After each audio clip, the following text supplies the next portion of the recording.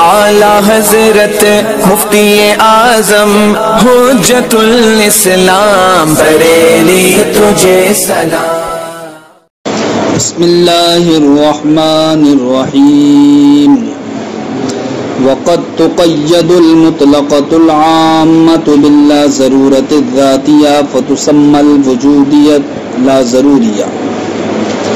فرماتے ہیں کبھی کبھی مطلقہ عامہ کو لا ضرورت ذاتی کے ساتھ مقید کر دیا جاتا ہے۔ کس کو صاحب؟ مطلقہ عامہ کو۔ مطلقہ عامہ کس کو کہتے ہیں صاحب؟ جس میں نسبت کا حکم لگایا جائے تینوں زمانوں میں سے کسی ایک میں، اس کو کہتے ہیں مطلقہ عامہ۔ تو اس مطلقہ عامہ کو کائے کے ساتھ مقید کر دیا جاتا ہے؟ لا ضرورت ذاتی کے ساتھ۔ لا ضرورت ذاتی کا مطلب کیا ہے؟ لا ضرورت کا مطلب کیا ہے؟ جس میں ضرورت نہ ہو، جس میں ضرورت ما قبل میں آپ نے پڑھا ممکن عامہ کس کو کہتے ہیں؟ جس میں ضرورت کا سلب ہو۔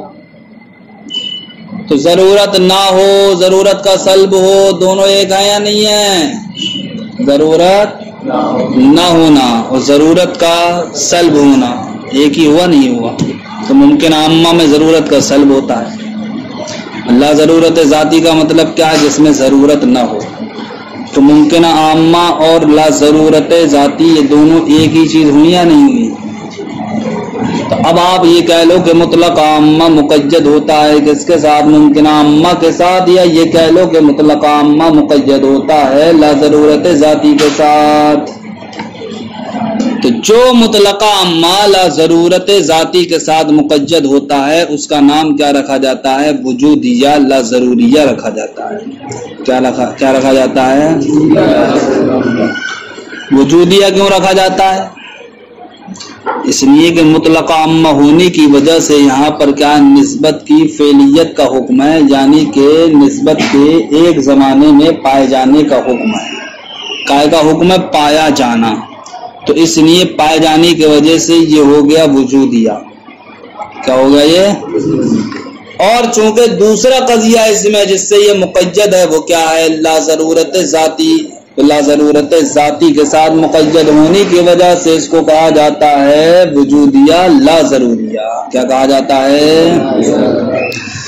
دیکھو صاحب، باللا ضرورت ذاتیہ معنی ہے، اس کا معنی یہ ہے کہ ان النسبۃ المذکورۃ فی القضیہ، کہ وہ نسبت جو قضیے میں ذکر کی گئی ہے لیست بضروریۃ، وہ ضروری نہیں ہے، ما دام ذات الموضوع، جب تک کہ ذات موضوع موجود ہے۔ فیکون مفادها، تو اب لا ضرورت ذاتی کا جو فائدہ جو مفاد ہے وہ کیا ہوا؟ ممکنۃ عامۃ، ممکنہ عامہ ہوا۔ اس لیے کہ ممکنہ عامہ میں کیا ہوتا ہے؟ ضرورت کا سلب ہوتا ہے، اور لا ضرورت کا معنی بھی کیا ہے؟ یہی ہے۔ تو اب لا ضرورت ذاتی گویا کہ ممکنہ عامہ ہے، اور ممکنہ عامہ گویا کہ لا ضرورت ذاتی ہے۔ مخالفتاً للاصل فی الکیف، تو جناب والا یہ لا ضرورت ذاتی ہے، یہ دوسرا قضیہ ہوگا یا نہیں ہوگا؟ اور دوسرا قضیہ پہلے والے قضیے کے کیا ہوتا ہے؟ کیفیت میں مخالف ہوتا ہے، یعنی کہ پہلا موجبہ تو دوسرا سالبہ ہوگا، پہلا سالبہ تو دوسرا موجبہ ہوگا۔ اس میں فرماتے ہیں کہ جو ممکنہ عامہ جس کا مفاد ہوگا وہ مخالفتاً مخالف ہوگا للاصل، اصل قضیے کے یعنی پہلے قضیے کے فی الکیف، کیفیت میں۔ تو اس کا نام فتسمى الوجودیۃ لا ضروریہ، کیا رکھتے ہیں؟ وجودیہ لا ضروریہ۔ تو اب وجودیہ لا ضروریہ کی تعریف کیا ہوگی؟ فرماتی ہے ہی المطلقۃ العامۃ، وجودیہ لا ضروریہ وہی مطلقہ عامہ ہے، المقیدۃ باللا ضرورت ذاتیہ، جو مقید ہو لا ضرورت ذاتی کے ساتھ۔ جیسے آپ کا کہنا کل انسان متکلم بالفعل، یہ مطلقہ عامہ ہے یا نہیں ہے؟ کل انسان متکلم بالفعل، آپ نے تکلم کو ثابت کیا جناب والا تینوں زمانوں میں سے کسی ایک میں، لہذا اب یہاں پر جو نسبت کا ثبوت ہے وہ تینوں زمانوں میں سے کسی ایک میں ہے، اور جہاں پر نسبت کا ثبوت تینوں زمانوں میں سے کسی ایک میں اس کو کیا کہا جاتا ہے؟ مطلقہ عامہ۔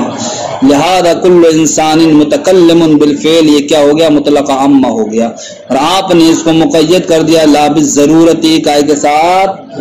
لا ضرورت کے ساتھ۔ تو اب یہ کیا بن گیا صاحب؟ وجودیہ لا ضروریہ بن گیا۔ تو لا ضرورت سے اشارہ کس کی جانب تھا صاحب؟ ممکنہ عامہ کی جانب، یعنی کہ آپ کو کیا کرنا؟ ضرورت کا سلب کرنا ہے۔ تو اب لا ضرورت کے تحت جو قضیہ نکل کے آئے گا وہ یہ ہوگا کہ لا شیء من الانسانی بمتکلم بالامکان العام، کہ انسان میں سے کسی کا بھی متکلم ہونا ضروری، کہ کوئی بھی انسان میں سے کوئی بھی متکلم نہیں ہے، تو نہ ہونا انسان میں سے متکلم نہ ہونا کسی کا بھی ضروری نہیں ہے، انسان میں سے کسی کا بھی متکلم نہ ہونا ضروری نہیں ہے۔ ولا شیء من الانسان بمتکلم بالفعل لا بالضرورہ، یہ سلب کی مثال ہو گئی۔ لا بالضرورہ کا مطلب ہوگا کل انسان متکلم بالامکان العام۔ تو اب وجودیہ لا ضروریہ کائے سے مقید ہوگا، کائے سے مرکب ہوگا صاحب؟ ایک تو مطلق عامہ ہوگا اور دوسرا ممکنہ عامہ۔ ترکیب وہاں فی الموجبات، تو وجودیہ لا ضروریہ کی ترکیب موجبہ میں مطلق عامہ موجبہ سے ہوگی، وہی الجزء الاول جو کہ کیا جزء اول ہے، اور ممکن عامہ سالبہ سے ہوگی، وہی مفاد لا ضرورہ جو کہ لا ضرورت کا مفاد ہے یا لا ضرورت کا مفہوم ہے۔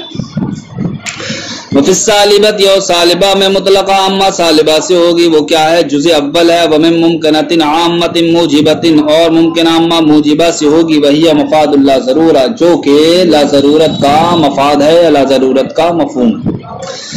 وانما سمی جزینی، اس کا نام وجودیہ رکھا لاجتماعها علی الوجود، اس قضیے کے وجود پر مشتمل ہونے کی وجہ سے۔ وجود سے مراد یعنی کہ فعلیت نسبتی، نسبت کے فعلیہ ہونے کی وجہ سے۔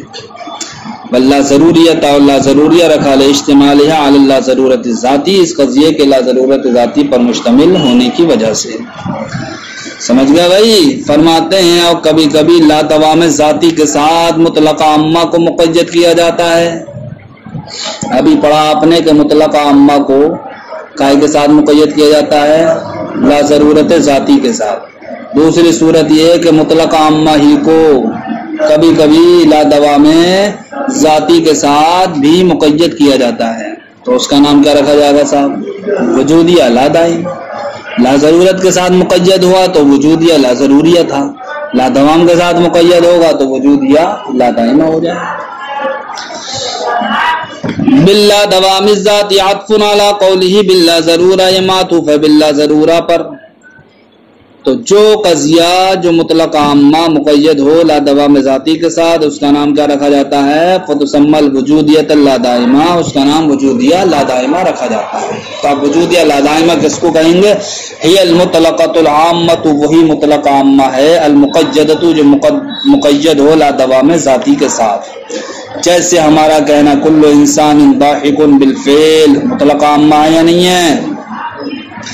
لا دائماً لا، تو اب اس کا محاصل کا نکلے گا لا شیء من الانسان بضاحک بالفعل، یعنی انسان میں سے کوئی بھی ضاحک نہیں ہے بالفعل۔ لا دوام سے اشارہ کس کی جانب ہے بھائی؟ مطلق عامہ کی جانب ہے نا، اور یہ ہے کیا قضیہ؟ پہلے سے ہی مطلق عامہ، تو مطلق عامہ ہی سے مقید ہو گیا یا نہیں ہو گیا؟ مطلق عامہ۔ لہذا بس فرق اتنا ہے کہ ایک موجبہ اور دوسرا سالبہ، ایک سالبہ تو دوسرا موجبہ ہوگا، لیکن یہاں مطلق عامہ، دونوں مطلق عامہ ہی سے کیا ہو گئے؟ مقید ہو گئے۔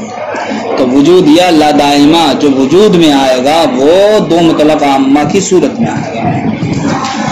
لا شیء من الانسان بضاحک بالفعل لا دائمہ، لا دائمہ کا مطلب ہے کل انسان ضاحک بالفعل، فترکیب ہوا تو وجودیہ لا دائمہ کی ترکیب سواء کانت موجبۃ او سالبۃ، چاہے وجودیہ لا دائمہ موجبہ ہو یا سالبہ ہو، کیسے ہوگی؟ دو مطلق عامہ سے ہوگی۔ کیوں؟ اس الجزء الاول، اس لیے کہ پہلا والا جز بھی مطلق عامہ ہے، بل جزء الثانی، اور دوسرا والا جز بھی وہ کیا ہے؟ لا دوام کا مفہوم ہے۔ وقد عرفت، اور آپ جان چکے ہو کہ انہ مفہومہ کہ لا دوام کا مفہوم مطلقۃ عامۃ کیا ہے؟ مطلق عامہ ہے۔ فتکون مرکبۃ من مطلقتین عامتین، تو وجود یا لا دائمہ ایسا قضیہ مرکبہ ہوا جو مرکب ہے دو مطلقہ عامہ سے، احداہما موجبۃ، ان میں سے ایک تو موجبہ ہے، والاخری سالبہ، اور دوسرا کیا ہے؟ سالبہ ہے۔ فإن كان الجزء الأول موجبا، تو اگر جزء اول موجبہ ہو، یکون مفہوم لا دوام سالبہ، تو لا دوام کا مفہوم کیا ہوگا؟ سالبہ ہوگا۔ وبالعکس، اور اگر پہلا والا جو سالبہ ہو تو لا دوام کا مفہوم کیا ہوگا؟ موجبہ ہوگا۔ کما عرفت غیر مرۃ، جیسا کہ آپ کئی مرتبہ جان چکے ہیں۔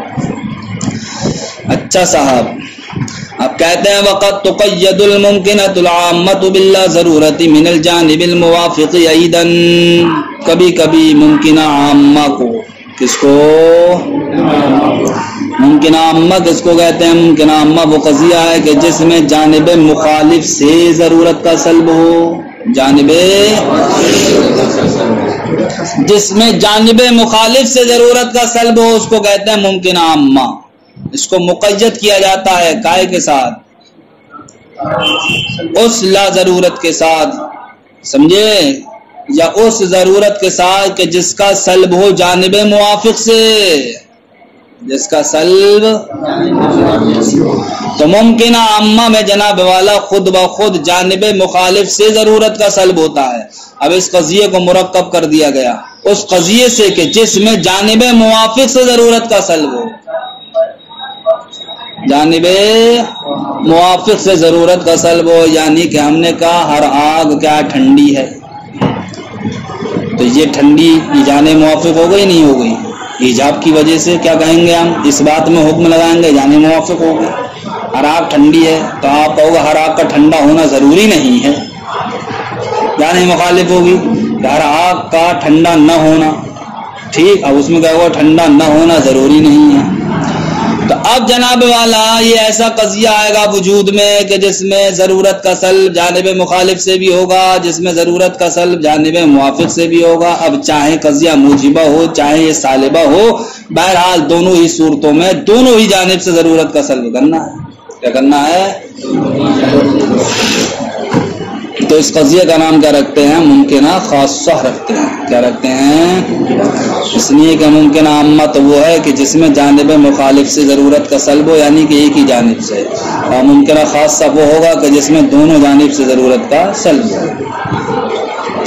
وقت تقید الممکنۃ العامۃ، وہ کبھی کبھی ممکنہ عامہ کو مقید کیا جاتا ہے۔ قد عرفت، آپ جان چکے ہیں، اندر ممکنۃ العامۃ کہ ممکنہ عامہ ہی التی وہ قضیہ ہے حکم فیہا کہ جس میں حکم لگایا گیا بسلب الضرورت، ضرورت کے سلب کا، عن الجانب المخالف للنسبت، نسبت کی جانب مخالف سے، فہی قد تقید بسلب الضرورت، تو وہی قضیہ کبھی مقید ہوتا ہے جانب موافق سے بھی ضرورت کے سلب سے، حتی یکون الحکم فیہا بسلب الضرورت یعنی جانبین۔ تو اب جناب والا یہاں تک کہ حکم اس قضیے میں کیا ہوگا؟ ضرورت کے سلب کا ہوگا، دونوں جانب سے، جانب موافق سے بھی اور جانب مخالف سے بھی۔ فحینئذ تسمی الممکنۃ الخاصہ، اس وقت اس کا نام کیا رکھا جائے گا؟ ممکنہ خاصہ رکھا جائے گا۔ جیسے کہ آپ کا کہنا کل مؤمن متورع بالامکان الخاص، ہر مومن متقی ہے امکان خاص کے طریقے پر۔ کائے کے طریقے پر؟ اگر امکان عام ہم کہتے تو کیا ہوتا ہے اس کا ترجمہ؟ ہر مومن کا متقی نہ ہونا ضروری نہیں ہے، ہر مومن کا متقی نہ ہونا ضروری نہیں ہے، لیکن یہ ہے امکان خاص۔ اب جناب والا ہم یہ کہیں گے ہر مومن کا متقی ہونا ضروری نہیں ہے، ہر مومن کا متقی نہ ہونا ضروری نہیں ہے، دونوں کہیں گے۔ متقی ہونا بھی ضروری نہیں ہے اور متقی نہ ہونا بھی ضروری نہیں ہے۔ کل مومن متورع بالامکان الخاص ولا شیء من المؤمن بمتورع بالامکان الخاص، والمعنى في الموجبة والسالبة، موجبہ اور سالبہ میں معنی یہ ہوگا کہ ان ثبوت التورع للمؤمن کہ مومن کے لیے پرہیزگاری کا ثبوت، وسلبه عنه اور مومن سے پرہیزگاری کا سلب، لیس ضروریًا یہ کیا ضروری نہیں ہے، فیکون الحکم فیہا بسلب الضرورت من الجانبین، تو اب حکم اس میں ضرورت کے سلب کا ہوگا دونوں جانب سے۔ و ترکیب ہوا، اور یہ جناب والا جس کا نام ممکنہ خاصہ رکھا، یہ مرکب کیسے ہوگا؟ دو ممکنہ عامہ سے. کیسے؟ احداہما موجبتن، ان میں سے ایک تو موجبہ ہوگا، والاخری سالبتن، اور دوسرا کیا ہوگا؟ سالبہ ہوگا. کہتے ہیں ولا فرق بین موجبتها و سالبتها بحسب المعنی. یہ صاحب ممکنہ خاصہ چاہے موجبہ مانو چاہے سالبہ مانو، معنی کے اعتبار سے کوئی فرق ہوگا؟ جب موجبہ میں بھی دونوں معنی کرنا ہے، سالبہ میں بھی دونوں معنی کرنا ہے، تو کوئی فرق نہیں ہوگا. سمجھے؟ بس فرق کس اعتبار سے ہوگا؟ تلفظ کے اعتبار سے ہوگا. تلفظ کے، اس لیے کہ آپ نے کیا کہا؟ کلو متورع، کلو انسان، کلو مؤمن متورع بالامکان الخاص. تو یہاں پر یہ کیا ہو گیا صاحب؟ ایجاب کی صورت میں آپ نے بیان کر دیا. اور دوسرے والے قضیے کو لا شیء من المؤمن بمتورع بالامکان الخاص، اس سلب کی صورت میں کیا کر دیا؟ بیان کر دیا. اور آپ جب اس کو سالبہ بنائیں گے تو بس یہ ہے کہ آپ ایجاب کی جگہ سلب پہلے آ جائے گا اور سلب کی جگہ ایجاب پہنچ جائے گا. بس تلفظ میں سے فرق ہوگا، معنی میں کوئی فرق نہیں ہوگا، معنی دونوں کا ایک ہی رہے گا. ولا فرق بین موجبتها و سالبتها بحسب المعنی. فرماتے ہیں ممکنہ خاصہ کہ موجبہ اور سالبہ کے درمیان معنی کے اعتبار سے کوئی فرق نہیں ہے. بل الفرق، بلکہ فرق انما يحصل بحسب التلفظ، جزئی تلفظ کے اعتبار سے حاصل ہوگا. فاذا عبرت بالعبارۃ الايجابیہ، تو جب اس کو عبارت ایجابیہ سے تعبیر کیا جائے گا تو موجبہ کہلائے گا وہ. وان عبرت بالعبارۃ السلبیہ فسالبہ، اور اگر عبارت سلبیہ سے تعبیر کیا جائے گا تو وہ کیا کہلائے گا؟ سالبہ کہلائے گا.